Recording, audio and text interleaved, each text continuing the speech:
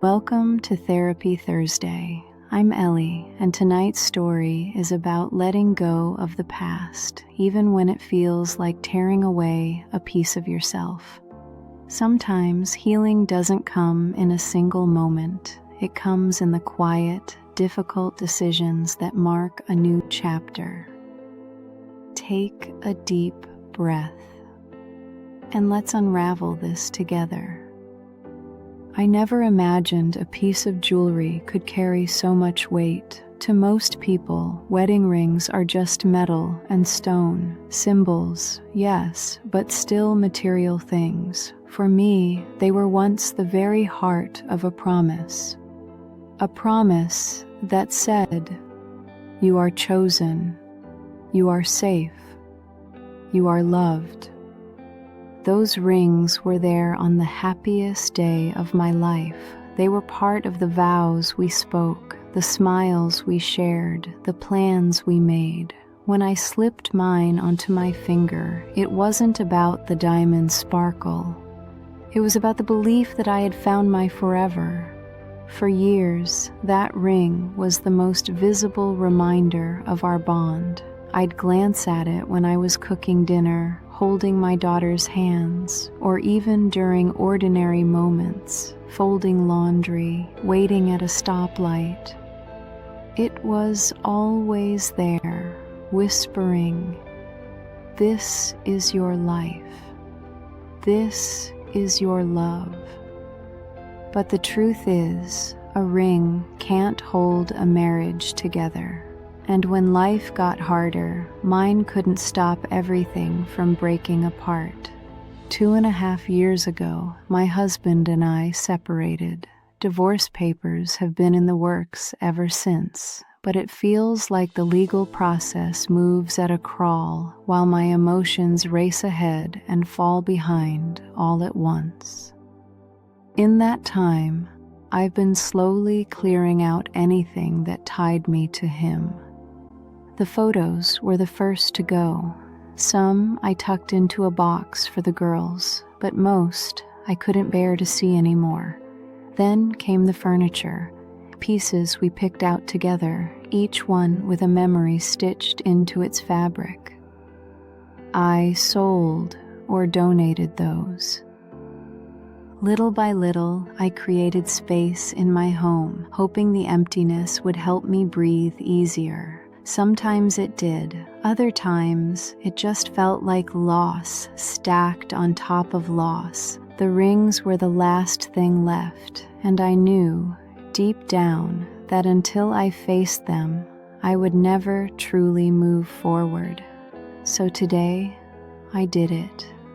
I walked into the store with that little box in my hand. My palms were sweaty, and my chest felt heavy, but I knew it had to be done.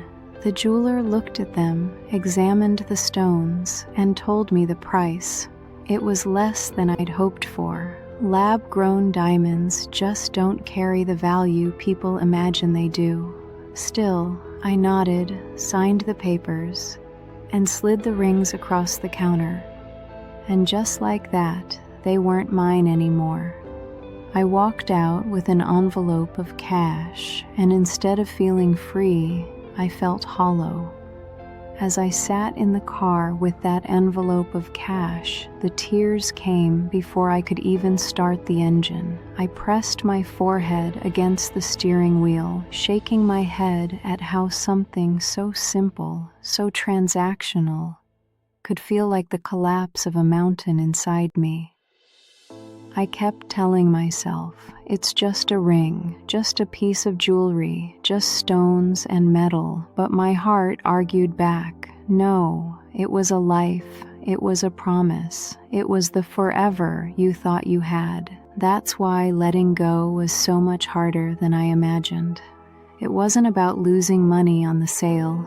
It was about surrendering the last physical link to a story that shaped me, wounded me, and, in its own way, grew me. And then, as if my own emotions weren't enough, I thought about the voices I was sure I'd hear from my family. They should have been kept for your daughters. they'll say. Why not pass them down? Why erase that part of your history? I can already imagine the disappointment in their faces, the judgment in their words. They'll think I acted rashly, that I let grief cloud my judgment. But the truth is, I thought about this for a long time. Keeping those rings for my daughters would mean keeping the wound open for another decade. My girls are both under 10. That's 10 more years of moving the rings around in a drawer, 10 years of having to bring them for inspections, 10 years of being forced to touch the very things that remind me of betrayal and loss. How could I heal if I chained myself to that kind of ritual? And beyond that, what kind of gift would it even be to hand my daughters jewelry that doesn't symbolize love but abandonment? Would I really want them to wear something tied to promises that weren't kept? Absolutely not. When their time comes, they'll have their own rings, chosen for their own stories, not recycled from mine. Part of me still feels guilty though, not because of my daughters, they'll understand one day, but because of the weight of tradition. I was raised to believe in holding on to heirlooms, in keeping family treasures alive. But this didn't feel like a treasure anymore. It felt like a burden. I had already decided long ago that my ex's family wasn't going to dictate what I passed down to my children. His mother had a way of demanding things, of claiming ownership over pieces of my life that weren't hers to take. And every time I tried to set a boundary, I was labeled selfish. So maybe I am selfish, but if choosing peace for myself makes me selfish, I'll wear that title proudly, because selfish in this moment doesn't mean greedy. It means survival. It means saying, no more. Not with these rings. Not with this story. When I finally caught my breath, I realized something important. I wasn't just mourning the rings. I was mourning the version of myself who once wore them with pride. That woman walked down the aisle with stars in her eyes. She believed in forever. She trusted that love was strong enough to carry her through the storms. She had no idea that someday the man standing across from her would turn away when life grew heavy.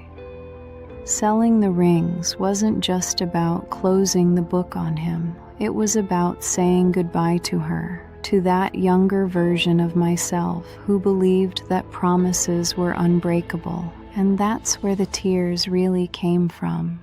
Grief is strange. People think it follows a straight line, like steps you climb until you finally reach the top and declare yourself healed. But in reality, it circles back on itself. You move forward, and then something small, a song, a photograph, a piece of jewelry, drops you right back into the ache.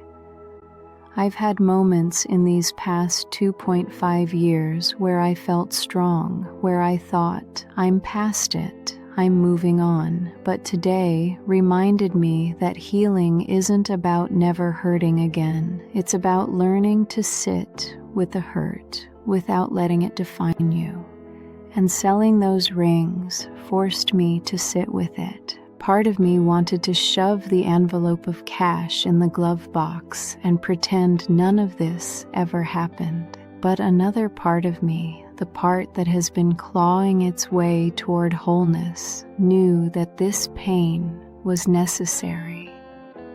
It was proof that I cared, proof that the marriage, for all its failings, was real, proof that I gave my heart fully, even if it wasn't received the way it deserved to be. And maybe that's the hardest part, realizing that even though he gave up, I didn't. I stayed until staying broke me. I believed until belief felt like a lie. But today, sitting in that parking lot, I started to feel something else. Something small, but steady. Pride. Because even through the tears, I had done it. I had chosen myself. I had taken one more step toward reclaiming my life. This is what therapy has been teaching me, that healing isn't about pretending the past never happened. It's about rewriting the meaning of it. Instead of looking at the rings as reminders of what I lost, I can now see their absence as proof of what I gained. Courage. Courage to walk away. Courage to let go. Courage to start again. Maybe someday, when my daughters are old enough to understand, I'll tell them this story. I'll tell them their mom once wore rings that promised forever, but that forever didn't come. And I'll tell them that when it ended, she didn't crumble. She chose to rise. That will be my gift to them. Not the jewelry, but the lesson. As the sun dipped lower and shadows stretched across the parking lot, I finally started the engine. The rings were gone, but the weight I carried was lighter, even if my heart still ached. I realized that letting go doesn't mean you stop caring. It doesn't mean the memories vanish or that the pain evaporates overnight. It means choosing to no longer let the past control your future. And as the tears dried, I whispered to myself, "This isn't the end. It's the beginning." This was Therapy Thursday. I'm Ellie, and I want to leave you with this thought. Healing isn't about erasing the past. It's about making space for a future that truly deserves you. If this story resonated with you, share your own moments of letting go in the comments. Don't forget to like and subscribe for more stories of resilience and growth. Until next time, take care of yourself.